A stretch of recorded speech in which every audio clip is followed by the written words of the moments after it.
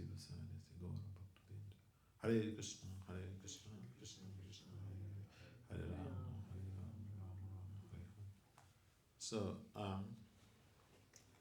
requested to say some things, to share some things about Brahmachari.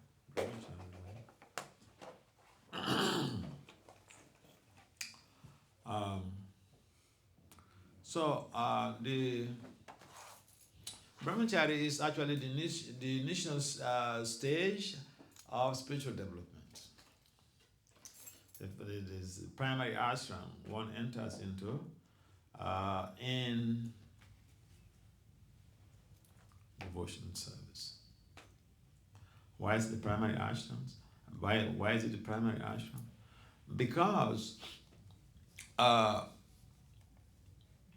in the Nirvana and ashram, we have this ashram that is devoted for, we have 4 ashrams in Brahmachari, Vanaprastha. Is it Brahmachari? What? Grahastha, Vanaprastha, and Sannyasa. Yeah, Brahmachari, Grihastha, Vanaprastha. So that's why I said it's the primary stage of spiritual enlightenment and knowledge, devotional knowledge acquisition. And this lays the foundation of your future sustainable devotional values. When the Brahmachari ashram is grounded in very high-profile devotional values, and one performs the appropriate austerities, of course, not overstretching oneself, over torturing the body, then I want to be able to utilize these credits I want to acquires in the Brahmachari ashram to be able to move on in their spiritual life. For a number of Brahmacharis, they don't even like going into the Grihastha ashram. They just go straight to become sannyasis. It is a decision that individuals make. But sometimes the spiritual master makes those decisions for the Brahmachari. I remember in my case, I moved into the ashram, like I made devotion in 3 months' time. I gave up my job, moved into the ashram, and took initiation after 1 year. The second year, I was taking Brahman initiation during the festival. That was my second year. And during the Brahman thread ceremony, my Guru Maharaj, Bhakti Swami, said, I want Vasudeva to take sannyas. So you can't make any hesitations or say, oh, I decide to do like this. But people do that sometimes. Even people on the sannyas list, they drop out. Just like even people who are gurus and traveling Swami, they drop out from the ashram. So, if we understand the value of Brahmachari, etymologically, what do we understand by Brahmachari? What is the derivation of that word Brahmachari? Yes. Brahman, Achar, behavior. To behave like Brahman. Okay. Anyone else? To control your senses for the higher purpose. We're talking about the etymological root. That's the meaning. Okay, that is one of the qualities. But what about it here? Celibacy? Yeah, that's the meaning of Brahmachari. That is the literal meaning of Brahmachari. We're talking about the derivation of the word Brahmachari. That is basically, he's on track. He got it. Yes. Acharya kind of makes me think of Acharya, so it's like you're It leading. makes you think. It's same derivation. same. It also makes you think of pickles, achar, you know. Okay. But you can go in either way. Achar or Acharya, or whatever. Brahmacharya. So if we take say we want to see how the word is basically derived from two words, Brahman. One is Brahman, one who religious or the Sanskrit, if you take it like Brahamchari iti. one who chariti, one who religious, his association with Brahman. Yeah. That is a brahmachari. So, Acharya means an exemplary teacher. So, Brahmachari is a very big, it's a heavy responsibility. And I see there are so many rules in Brahmachari life.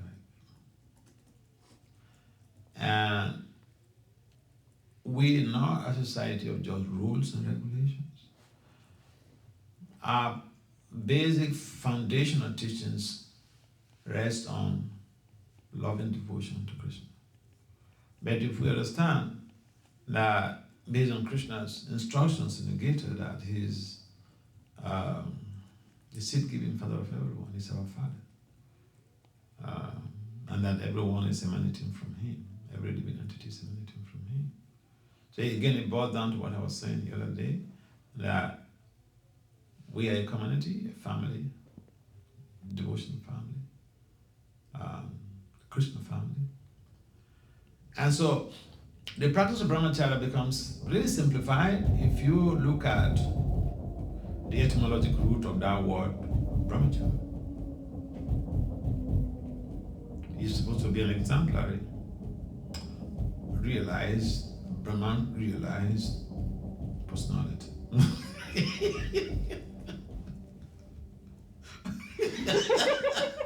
What does that mean? You're doing like the Christians? You're doing like So, and the whole idea is that we are being groomed in this ashram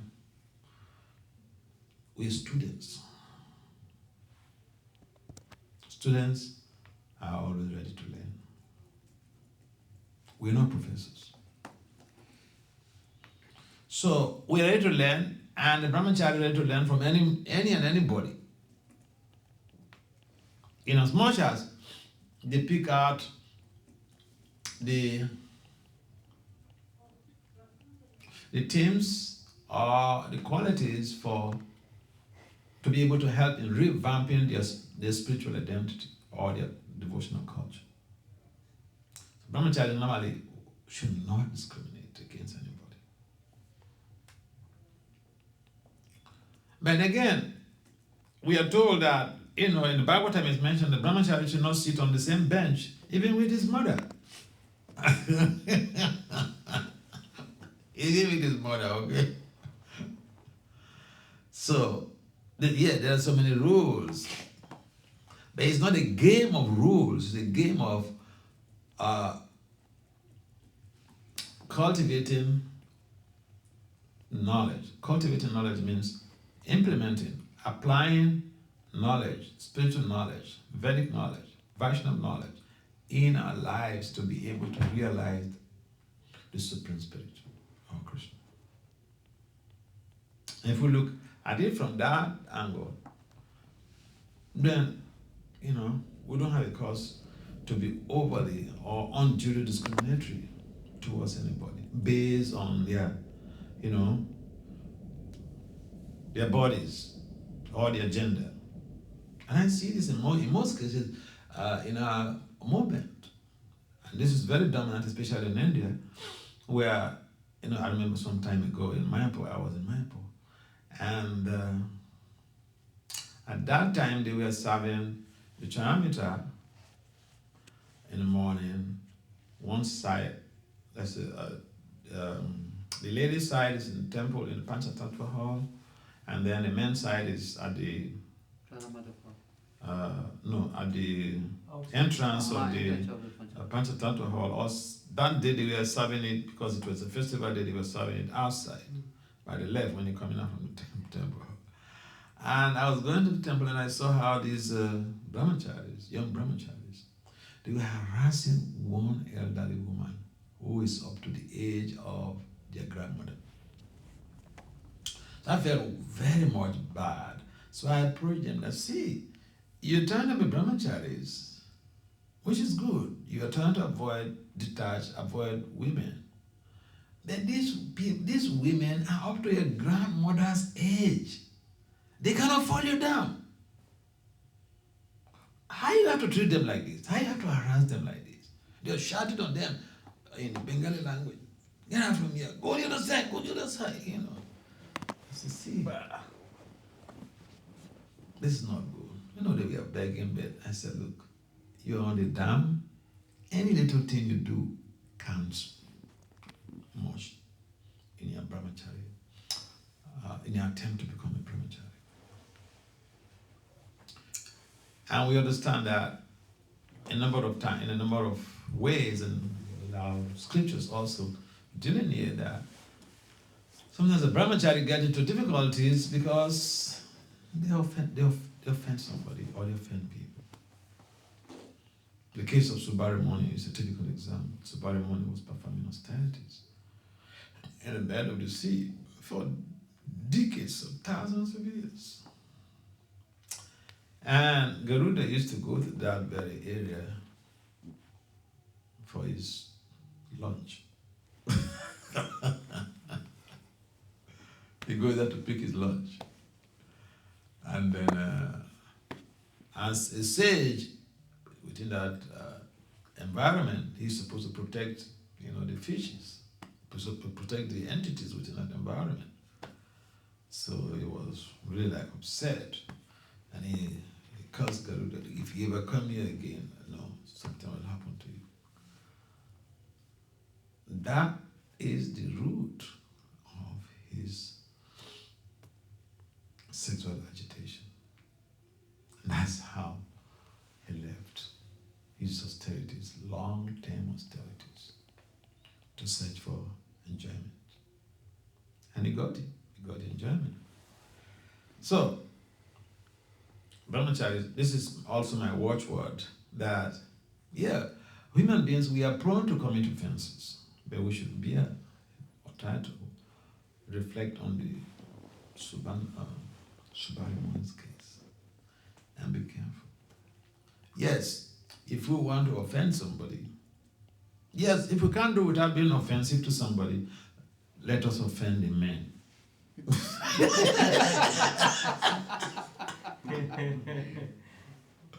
The men, the severity is not so intense.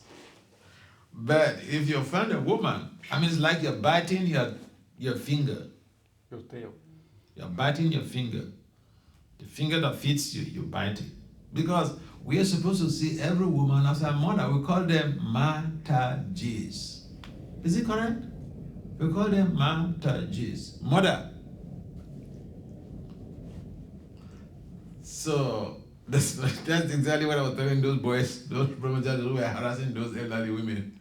I said, this is supposed to be your mother, and you're harassing them like this, just to so-called protect yourself from fall down. This elderly woman, he can never fall you down. In fact, you will not be sexually agitated if even it comes to sit on your lap. This is an old woman, and you're acting like this. So, women, see, we didn't appear from the pillar like Sringadev.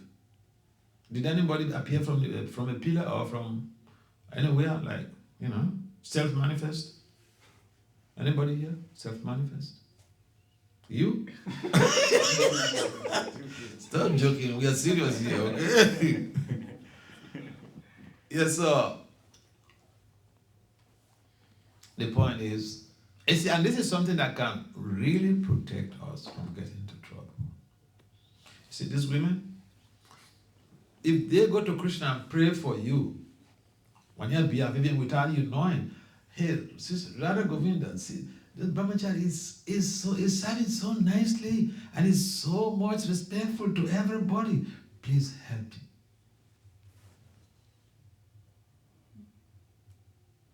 If you get just one who goes to pray for you, you'll be protected. But if we are not careful enough, and will become offensive. We should think. We call them Mataji's, means mother.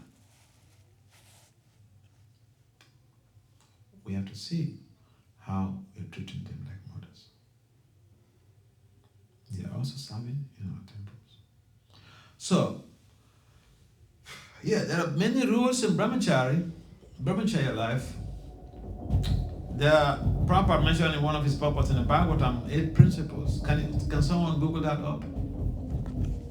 Yes. Which? 8 principles of Brahmachari. Go to the Veda base and check that.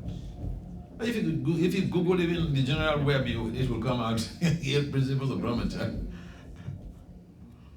But Prabhupada did that in one of his purports in the Bhagavatam. And someone finds it, you should read it. Read that. I see something that's referencing Sridhar Swami, though. You want me to go look in the database? Okay, but 8 principles? Yeah. Yes. Can someone read it up? Yes. The yamas niyamas. Huh? Give to him. I just know Patan is like studying of scriptures. One is sense control, Patan Patan, then he teaches the knowledge what he has learned. And Yajan, he does Yagya, the chanting of the holy name, and Patan Patan, Yajan, and few more like sense control and other things are there. Okay. Thank you. Can someone share with us the 8 principles of celibacy that Prabhupada delineated in the Bhagavatam? Yes. One should not think of woman. Yes. One should not speak about sex life. Yes. One should not dally with woman. Darling, yeah. One should not look lustfully at a woman. One should not talk intimately with a woman or decide to engage in sexual intercourse. Nor should one endeavor for sex life or engage in sex life. One should not even think of woman and look at them, to say nothing of talking with them. I have the Sanskrit those. Okay. Darshan, Sparshan, Keli, Kirtan, Guya Bashan, Sankalpa, Adyavasaya, or Kriya Nivritti. That's the actual sexual act. So it's Darshan, looking, Sparshan, touching, Keli, or play, amorous sport, Kirtan, praising the qualities of the other sex, Guya Bashan, talking in private, Sankalpa, or determination, Adyavasaya, or nearing the other sex with desire for gratification, and Kriya Nivritti, or the actual sexual act. What purport is that? Not just some random website. Okay. Speaking. Can you send that to me? Yeah. Okay, so Prabhupada he mentioned about these 8 principles of celibacy. And also in one of his purposes, Prabhupada mentioned that Brahmachari should not even sit on the same bench with his mother. But these are rules that should engender our awareness of the fact that men are like butter and women are compared to fire. When fire and butter get close, what happens? Melting point. So we have to be careful. Yeah, we deal with the women. We have to understand it should be for service, not for the purpose of darling and all this stuff. And you see, if, for instance, women have a lot of potential. They have a lot of power too. Power to attract people to an organization. If you have a temple, you have, educated, beautiful women, beautiful ladies, you can get so many people joining the movement.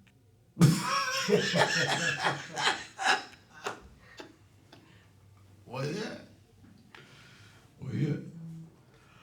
Because sometimes we tend to undermine the power of the female gender. Yes. Well, okay.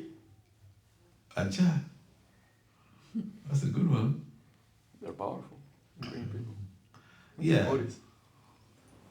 So, the point is that Prabhupada wanted the Brahmacharis to understand the challenges that we can face while treading the path of devotion, while being in this ashram. And therefore the rules are such that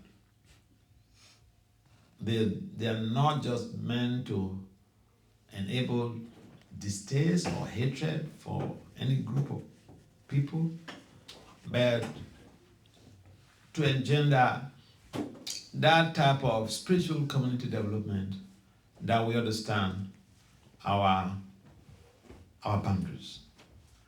In other words, we create boundaries in our lives. But I tell you a story that is so funny, and you can evaluate. You can evaluate this upon all these rules about, don't sit with your mother, even with your mother. Don't do this. But I had an experience with His Holiness Bhakti Swami Maharaj, my spiritual master, and I remember when I just took science in 2009 on June 26th in Mayapur.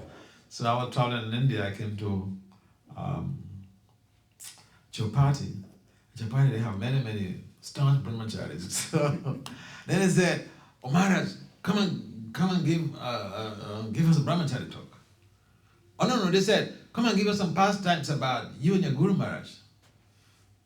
Because Rana Maharaj was giving lectures there in the early periods when Bhakti Swami left, like several hours, But they wanted to hear more about Bhakti Swami. So when Swami, they said I should come and tell them some pastimes. I said, you will not like it. You will not like it. He said, what? Come and tell us. What do you mean we will not like it? So then I told them, some experience in that meeting, big hall, it was filled up with brahmacharis. I told them, that was 2009, I told them how when I was younger, was regional secretary in the region at that time. I was still in West Africa. And so I was traveling, I also traveled with him when he came into Nigeria. And because I was when he was not there, I was traveling to different temples on his behalf. I was part of my services. And so, and then he had a very beautiful personal assistant, beautiful lady, who types his letters and all the stuff. So, at that time I was very staunch brahmachari. In fact, I remember when I was taking second initiation, also he mentioned that if we have 2 Vasudevas in Nigeria will be on fire. Yeah, because the ladies, they really complain about me. Yeah. But when we went to travel, because I tried to practice the brahmachari, what I read from the books. So we're going to travel with a Peugeot wagon, and then it has 3 seats, the driver, the next seat, and then the behind row. So when I came, the Mataji, the secretary, was sitting behind the driver, because normally Bhakti Swami used to sit in front with the driver. So the lady was sitting at the back of the driver's seat. So I thought, come on, I'm a brahmachari.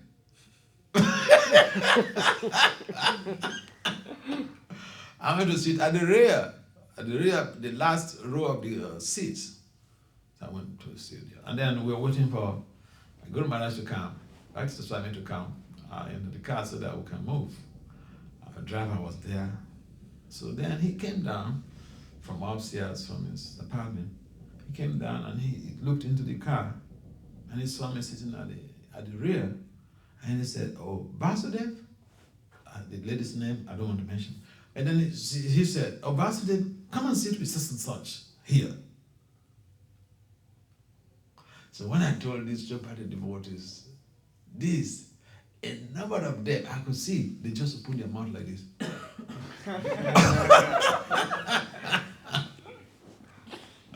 It's unimaginable. But here is the reason and the purport to that effect, to that type of setting. Now, he had mentioned that he had announced to the whole world he wanted me to take singers in 2 years, after just joining the movement after 2 years. And so he has to train me to be able to, meet with those demands. And one of those demands of Seance Life or Brahmachari is traveling around. And so I remember also sharing this incident, this story with in a class, in a Bhagavatam class in Delhi Temple. The president is my close friend, Mohan Rupa. So I told the story, and then I was given the purport to read that because it's preparing me for the Science Ashram. Science Ashram means you have to travel all over.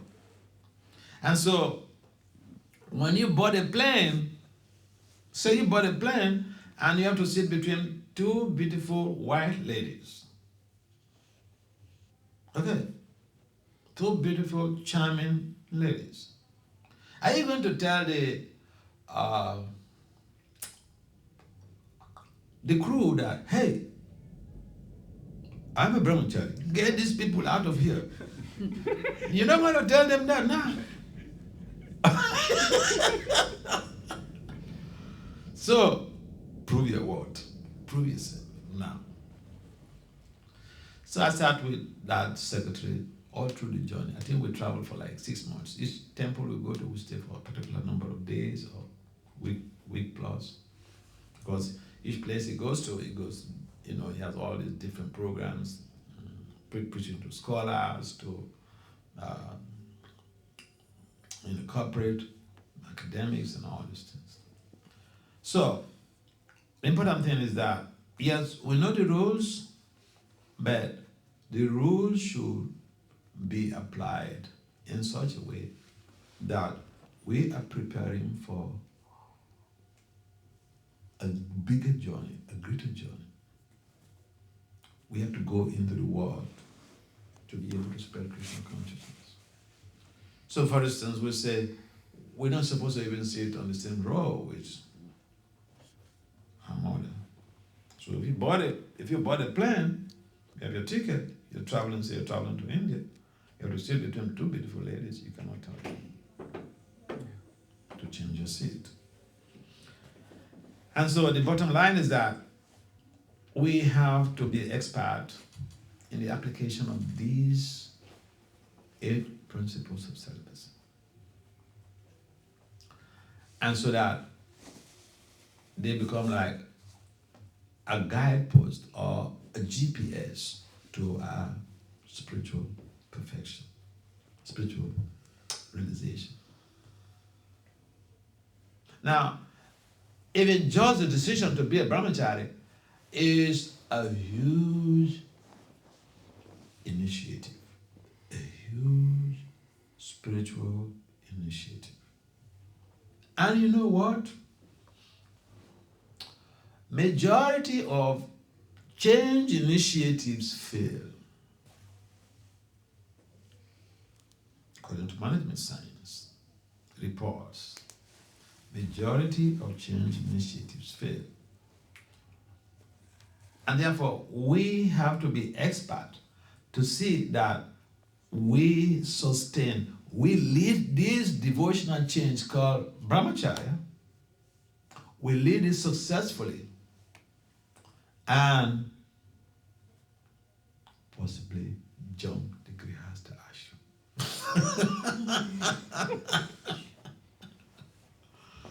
Jump. You know how monkeys jump? Yeah. They leap.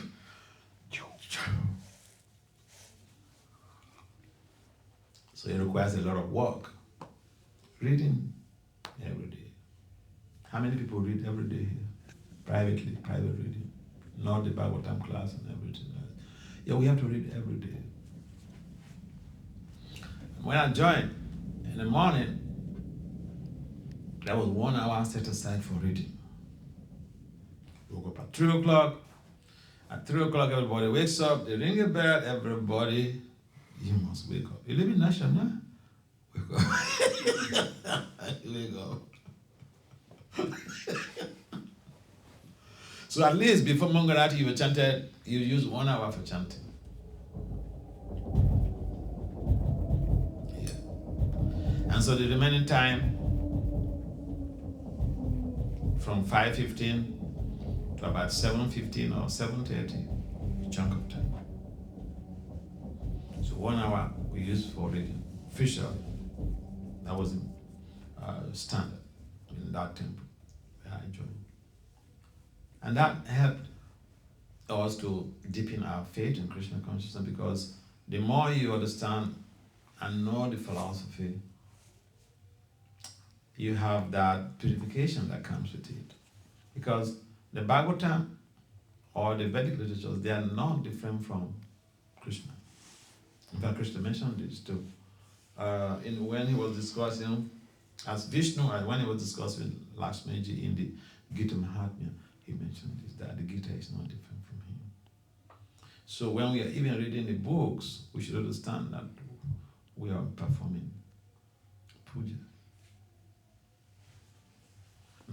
This is one of the reasons why the Bhagavatam or even the Bhagavad Gita, we should not put it on our laps, because the way we treat the deities is the way we should treat the Vedic literatures. Bhagavatam, Bhagavad Gita, Chaitanya Charitamrita. Reading is very important, because reading facilitates the purity. And the chanting is very, very important. If someone wants to be Brahmachari for the rest of his life, they have to take the chanting very seriously. In fact, we were trained during Japa period. It was not the phone era at that time, 1983, 1984, 85. Well, telephone, these wonderful smartphones were not there. So, but then we have all these stops as a means of facilitating our devotional service, but they also can distract us. So Brahmachari, if we really want to be Brahmacharis, we should devote our official times for official activities.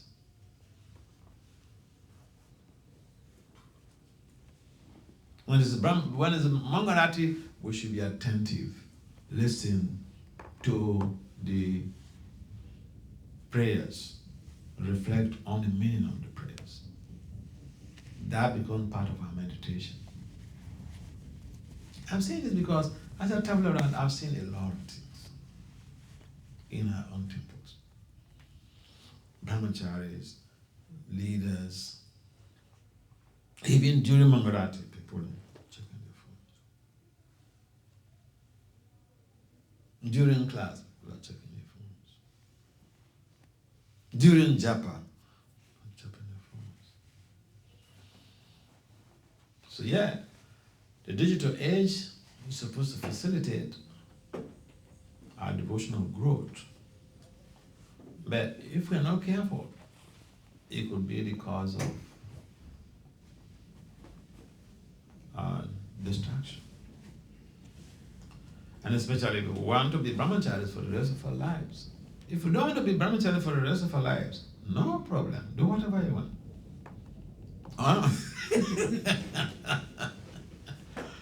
But if we want to be brahmacharis for the rest of our life, we should meticulously follow what is embedded in the literature, what is embedded in the books. In fact, Bhakti Swami has compiled some literature on Brahmachari. Who has read that book? Yeah. It's tough, but it's good. Very strong. Tough but good. It's tough but good. You want to be Brahmachari? It's tough, but it's good. Piercing. Yeah. I think I will not mention the person's name. One of my friends, she has a master's in IT. She's married now. But she read that book and she never wanted to get married. Never got married? She never wanted to get married. So, yeah, out of pressure from our friends and family, before she changed, she got married. She's married now. So my point is that the books are there to enlighten us. If we don't read the books, it is difficult to make steady progress. Because at some point in time, the chanting becomes dry. But if you are reading, if we are doing some service, this should be on daily basis. If we are reading, we are doing some service, we are waking up on time to do our sadhana, the chanting. We are attending the programs. The 15th, visiting the theaters. If you are following these 5 things, we can be rest assured our devotional sadhana, our Brahmachari life will be sustained. I remember when I went to India in 2008, after staying in the movement for over 20 years, I went to India 2008 for the first time.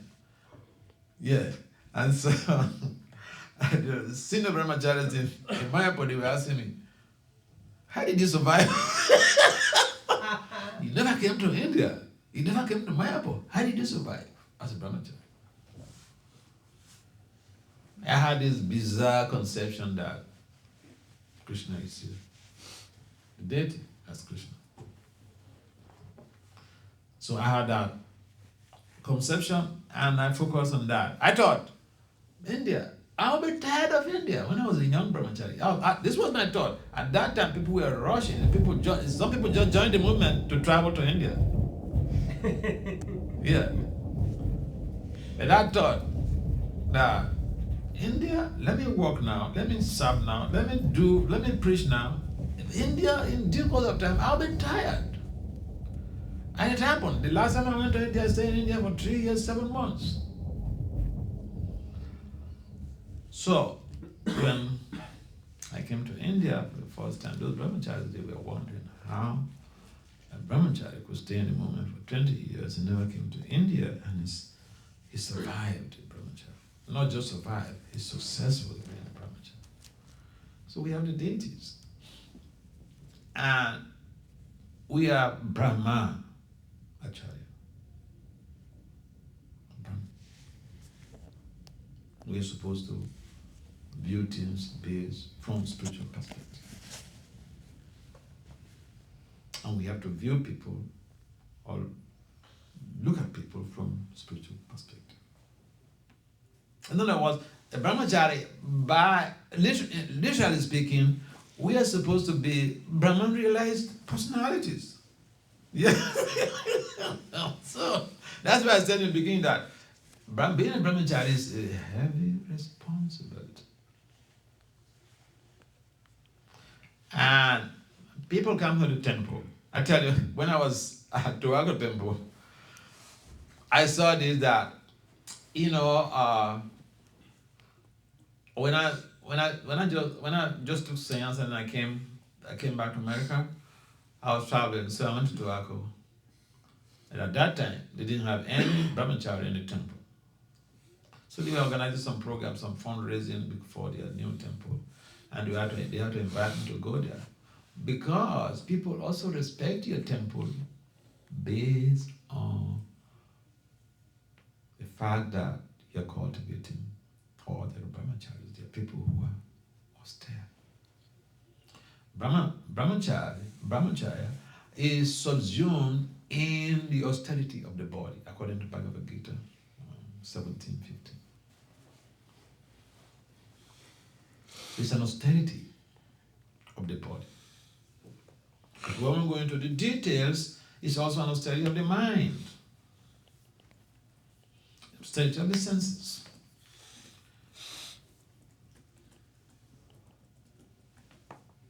And if we structure our daily lives in such a way that we take into cognizance effective time management, we will be successful brahmachari. I can guarantee you. who would not like to go and taste the Grihastha ashram? You hear this? Okay. I needed it.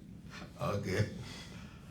Yeah, so for those who are yet to make a decision about what to do with their lives, if you are in the Brahmachari ashram and if you're serious, very quickly you're able to make a decision about what you want to do with your life.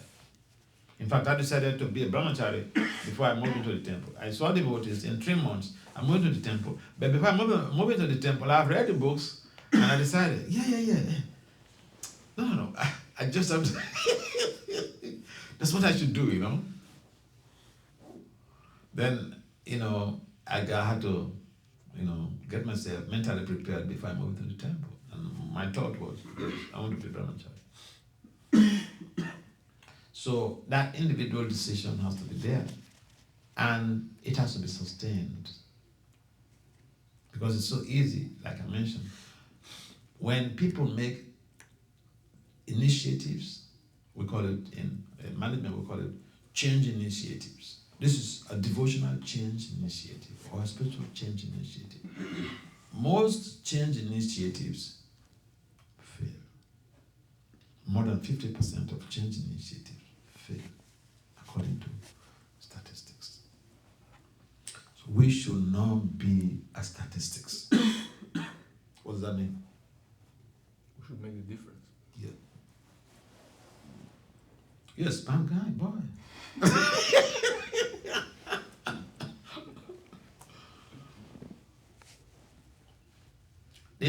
The most important thing, I think I was telling this story the other day about one Brahmachari at the Bhakti Center who left the Brahmachari ashram. I mentioned that, I told that story.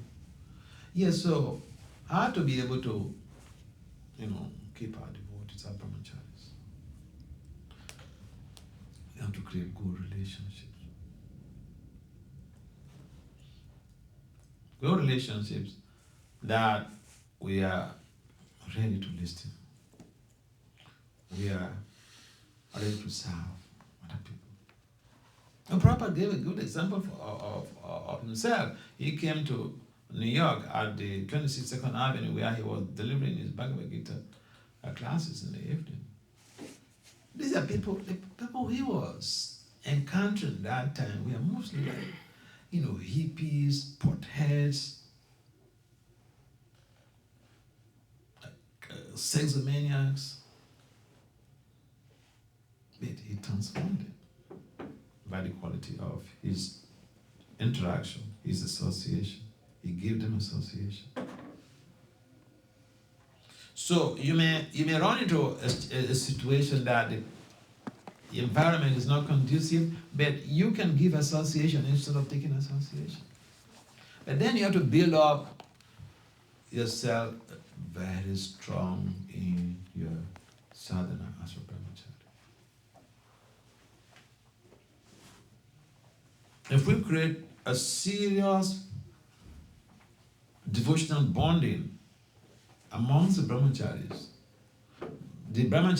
will hardly make a counter decision.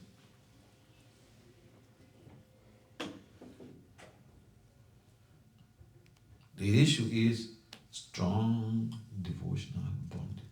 Because when we bond strongly with each other, that helps to sustain our Brahmacharya values. Association is just a powerful thing. See, we talk about so much of association. There's so much of that in our own literatures. Bhagavatam, Chaitanya Charitamrita, all of these Shrutis and Smritis. This principle of association is so important to Brahmacharis.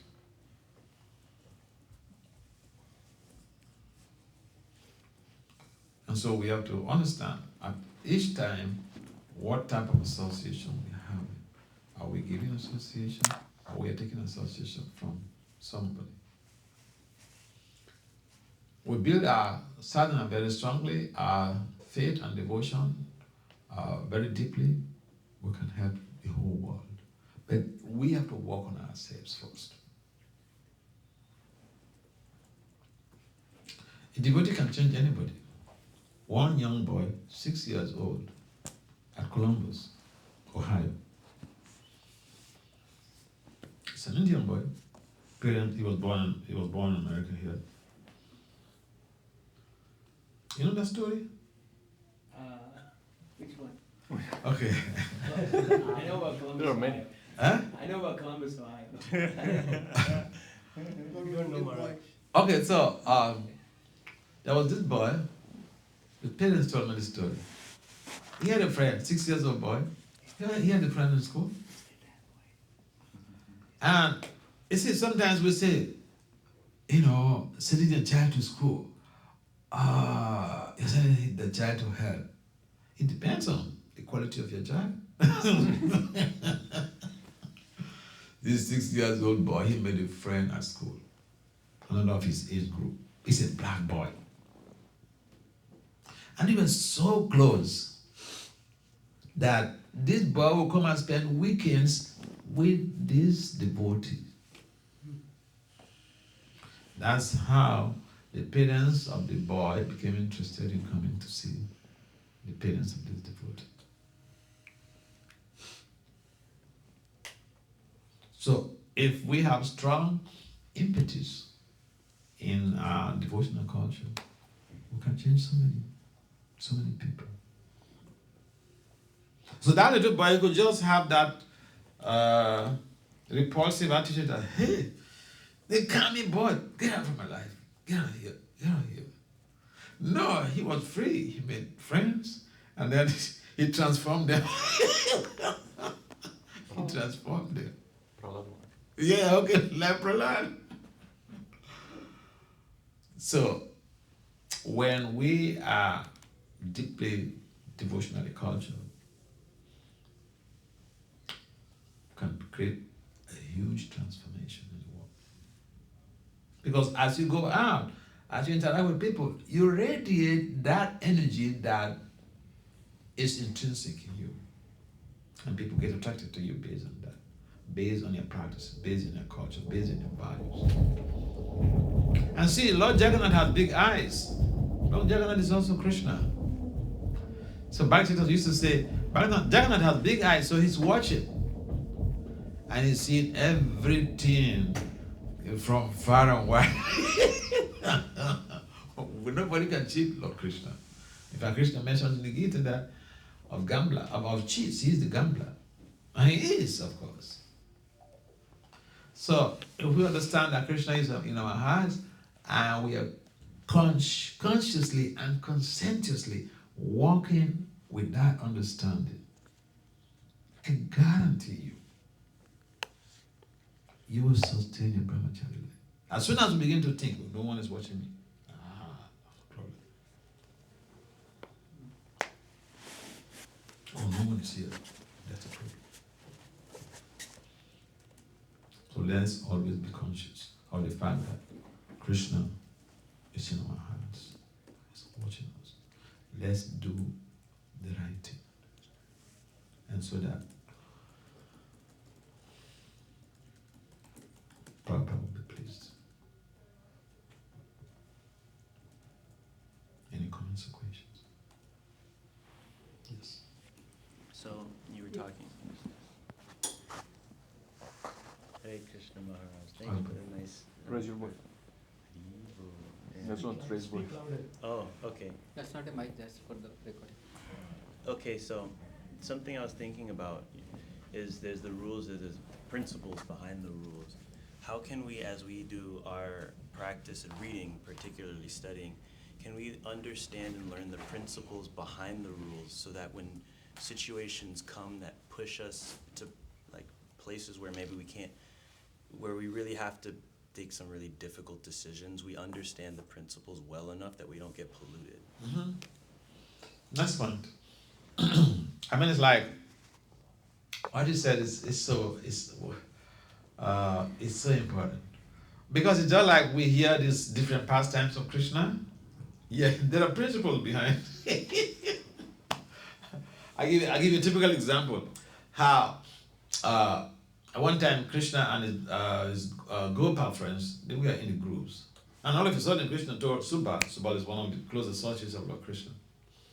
He said, Gopal, go and bring Radharani just now. And it's like asking someone to do the impossible.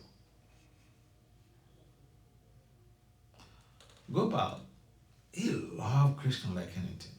He loved Krishna more than he loved himself. So he was so enlivened, he just jumped off. How is he going to accomplish that? Think about it. It's impossible, materially speaking, to go and bring Radharani. She is guided by the mother-in-law, by the sister-in-law. Inside her, deep in her chambers, Krishna is giving her the proper instructions. But Subal did it. He was successful. Now, Prabhupada also received very tough instruction from his guru. Krishna is the supreme guru.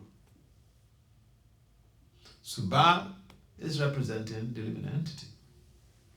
We can be instructed by the guru and apparent very difficult instructions. We can say, what?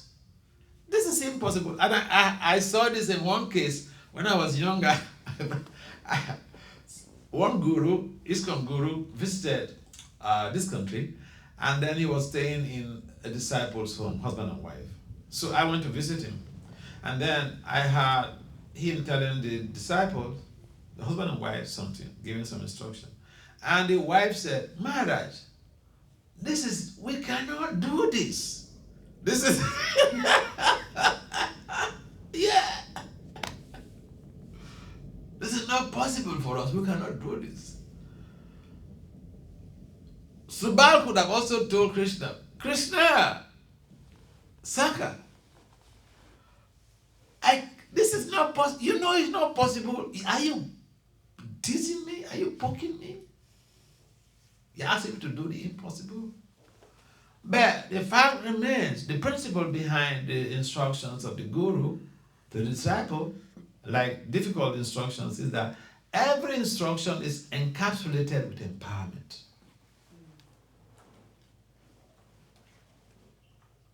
So, if the guru wants to promote that devotee, he can give that devotee, that disciple, real tough instructions. I remember also in my case, some devotees were killed in Liberia, including a white lady. And my guru Maharaj told me, that time I was still young, and I was still serving in West Africa. And he told me, Vasudeva, go to Liberia and investigate, find out exactly how the devotees got killed. War was still going on in the country.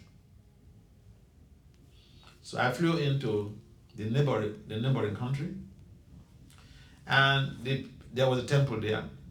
The president of the country, president of that temple, is a disciple of my Guru Maharaj. He sat me down and lectured me for like 2 hours why I should not go to Liberia.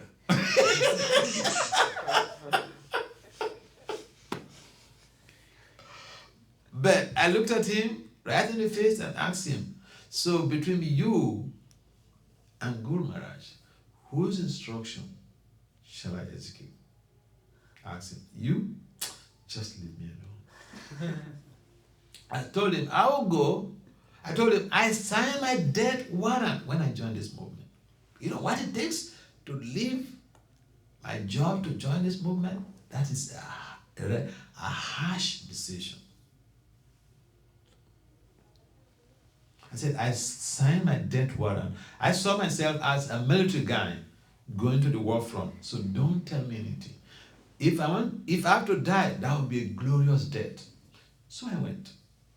The guy was shocked with my response. He was completely taken aback. But I went, I stayed there, I stayed in that country for life. And I went to the country without a return ticket. A war-torn country. I got investigations done. I have to fly out. At the airport, as I flew into that airport, the whole place is littered with soldiers, fully armed. Yeah, just the fright of armed military personnel all over the place could just create some type of trauma. But then he knows that I'm a funny guy that, I like doing difficult things, so he engaged me accordingly. He could just ask somebody else to do that because even his son, the term president in that neighboring country, he told me not to go.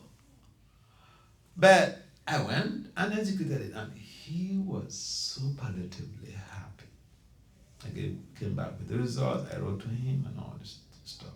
So, sometimes people see, these people running around, traveling around. I mean, like my case, sometimes people see me and they say, oh, he's so lucky, he has a PhD, he's a Swami, he's a guru, he travels all over the world. Look at the background. I became a president when the society was on fire in crisis. Some police commissioner and some bloop devotees were trying to close down the society. They brought all types of allegations. That was in Nigeria. They brought all types of criminal allegations against the movement and against the guru. They published that on the newspapers. That is when the guru said, Vasudeva, take over the presidency. Because the guy who was the president was very Brahminical.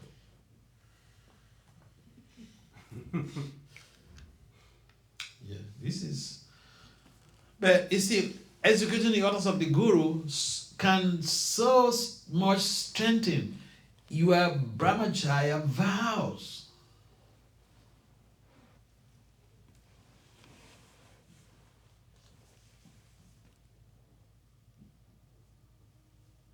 So yes, every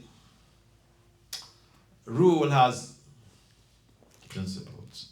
So for instance, like I just gave you the example of Krishna telling Subha, then the understanding is that the principle behind instructions is that every instruction of the Guru is encapsulated with empowerment. And the devotee who doesn't know may be thinking, I cannot do this. Yeah. I cannot do it. Arjuna was also thinking like that. I cannot do this. And Krishna said, everything is already done. Everything is already done. You just go and take the credit. Have finished the whole business. So we have to be... It's a very nice question you asked. Any other comment or question? Yes. Maharaj, since you have expertise in management, I still have this dichotomy sometimes as brahmacharis. We see that there's personal development and the needs of the institution. So if we focus too much on personal development, like for say we read and chant a lot and we feel very spiritually nourished, but the society doesn't grow and the institution doesn't grow. But then if we give all too much to the society, institution, maybe in the external sense, maybe we're getting some internal development, like Mahaprabhu's Sankirtan movement's growing, but we don't have time to chant, we don't have time to read, we don't have time to go deep in Shastra. So I wanted to see what do you see as a good balance for both of them, and for long-term ashram life? Very nice point. See, I remember when I was at Tuaco Temple, my younger years, we had these brahmacharis, some guru coolies, and they were very, very sastri, very, very helpful. Pujari work, all preaching. Bad. I don't like to use the word bad. So, but then, one day, because one of them was pretty close to me, so I asked him, such and such. The previous day was Janmashtami. I saw him really very busy. And sometimes the presidents, they don't ask the temple, these busy devotees, hey, did you change your rounds yesterday? I thought you were so busy. No, so in most cases, people don't care. But the Brahmachari has to be careful. If you take for granted you are chanting for anything, you are looking for trouble. So I asked this devotee, did you chant your rounds yesterday? I saw you so busy. He said, Vasudeva, what is wrong with you? You saw me so busy, and you're asking me whether I chanted my rounds. I said, you have not answered my question. He said, no, I didn't finish my rounds. So yes, I've seen that. Now, to be able to create a balance, effectively managing your time matters a lot. Take what you can chew. If you take this service, and you can't even chant, you have to sleep late every day, that you are not able to even have the strength to wake up for Mangarati. We are not workaholics. We are supposed to be Krishnaholics.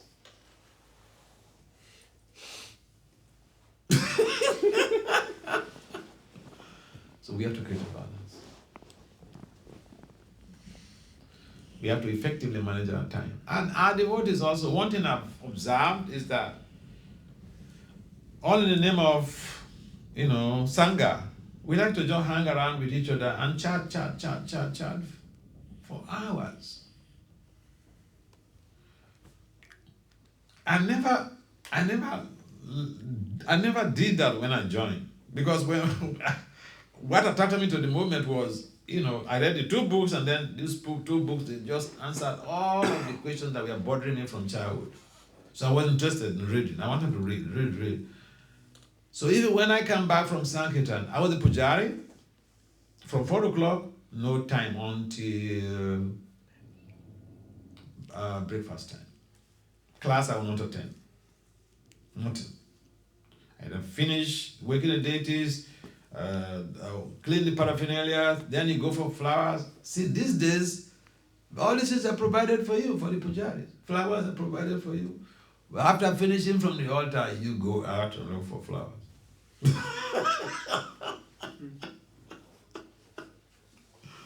And then you have to go out on Sankirtan. So tell me what time you have to chant if you don't manage your time effectively. As devotional life is very easy, it's made easy right now. And therefore, if we effectively manage our 24 hours, the problem is effective time management. In most cases, we do not manage our 24 hours nicely. And then we go to sleep and we oversleep. Or we eat and we overeat, and then we can't function. The Prabhupada gave a very nice instruction: have the stomach with food, 1/4 air, remaining 1/4. 1/4 water, remaining 1/4 air. These are things that the Brahmacharis can practice and sustain the Brahmacharya life. These instructions are meant for us.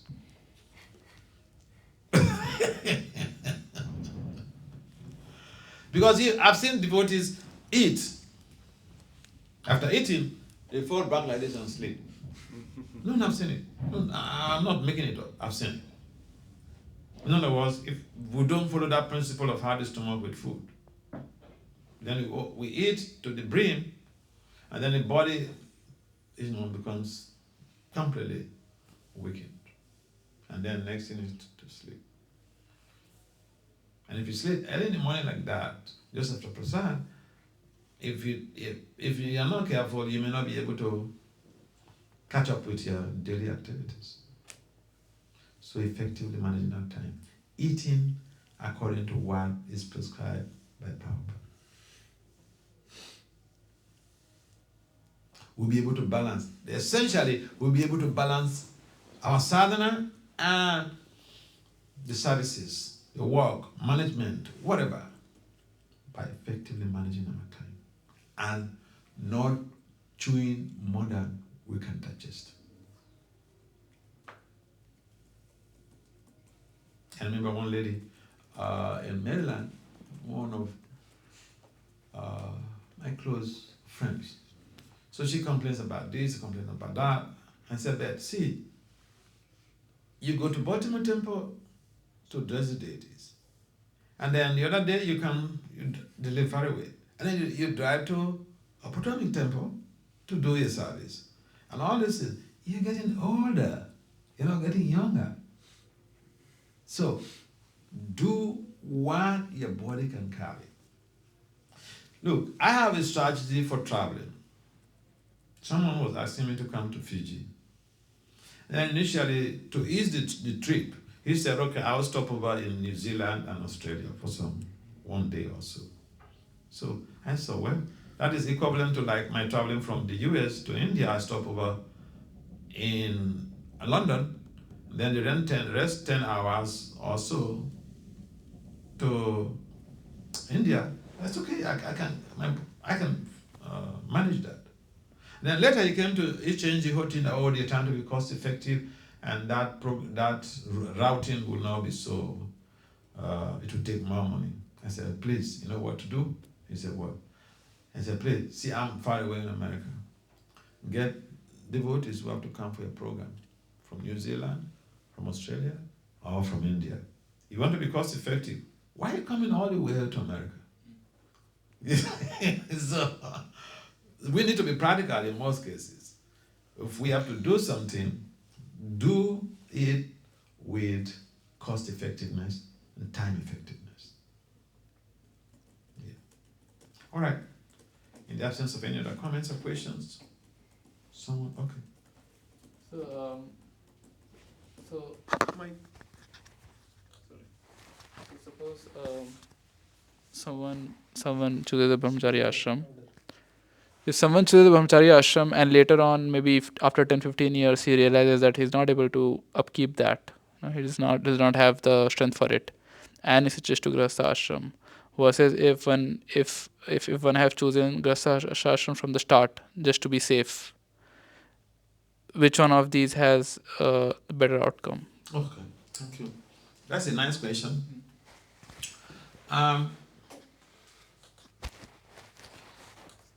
In most cases, I remember my friend in London, he told me, he's an aquarium scientist. So he told me when they were young, his Guru Maharaj would look at him and said, hey, you go to study, okay? Go to don't go and say you want to be a brahmachari. Go and study, go get a job, have a family.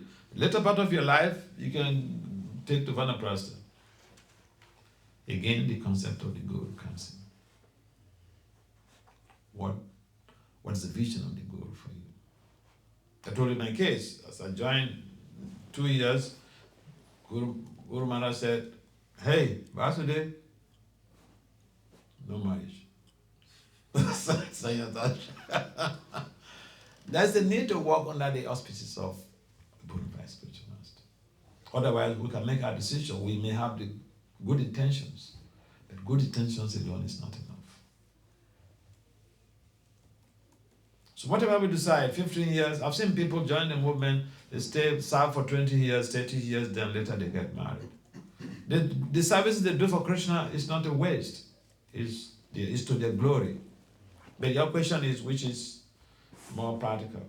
Yes, someone to evaluate themselves to see how to be able to deal with their actions in conjunction with the spiritual master. Yeah.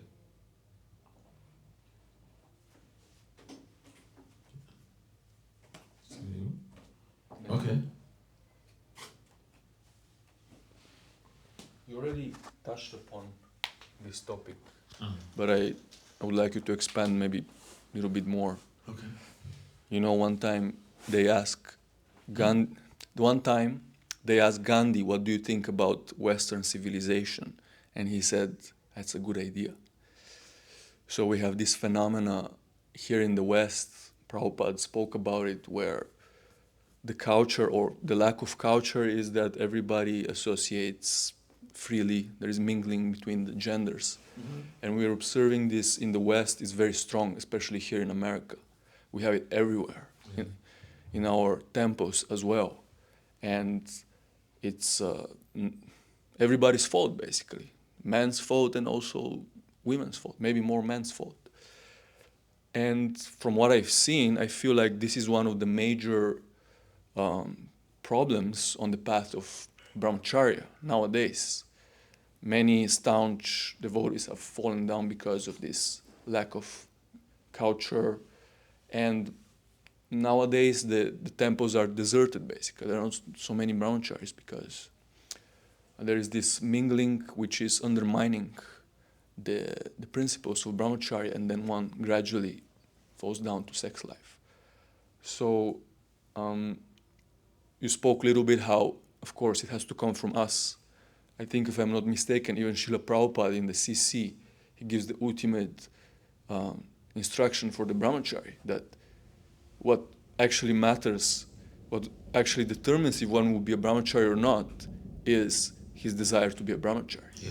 If your desire to be a brahmachari in any circumstance, you do the right thing, because Krishna will give you intelligence. Your guru will support you. Exactly. Just like in that case with the white ladies.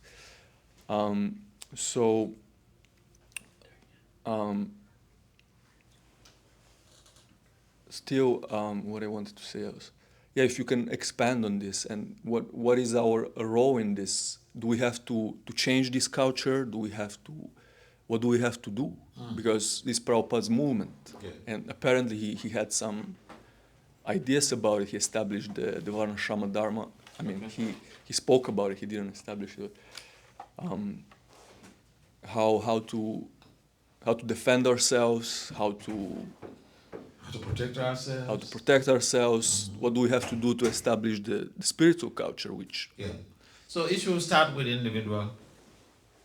It should start with individual, because it's difficult to change things dramatically in an international organization. So in India, the setting is different. In America and other Western countries, again, it's a completely different scenario. Because I've also seen, I travel, I don't want to mention the country, but not even in America, like in South America. I've been to some countries that, initiated devotee is living with another woman, with a woman, and they're not married. Initiated devotee. And so, it is the culture that plays. So, even although they understand that this is anti-devotional activity, the culture, people are inebriated. And so what we can do is, individually, we have to live our lives as role models. We have to set the bar. We have to we have to strengthen our desire to remain focused on our ashram, or in our ashram. We should not look at what people are doing. We should become focused. And I have the good fortune, we have many brahmacharis in the temple at the time when I was younger in Nigeria. And when my Guru Maharaj gave this instruction, I remember sometimes he travels, and then when he comes, visits the country, he visits our temple there, he takes me out. Normally, he goes out with a throng of devotees for japa. Then sometimes he calls me single-handedly, he takes me out. I remember on one occasion, he told me, because that time, majority of the devotees, they were changing ashram. And he told me, Vasudeva, if it be in the whole world, they're getting married. You never.